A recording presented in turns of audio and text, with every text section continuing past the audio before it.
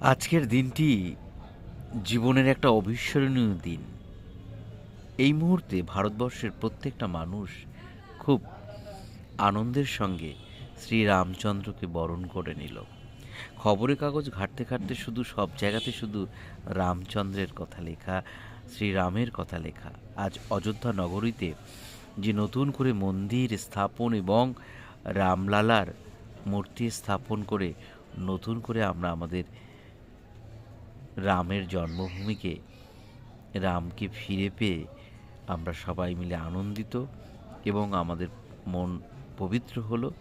এই পবিত্রতা, এই আনন্দ প্রত্যেক বছরই পালিত হবে এবং বছরের পর বছর, হাজার হাজার বছর ধরে পালিত হবে। এটাই সবথেকে বড় আনন্দের আমাদের ভারতবর্ষ, ভারতবাসী হিসাবে। সবাই মিলে আনন্দে থাকুন, ভালো থাকুন এবং বলুন জয় শ্রীরামচন্দ্র।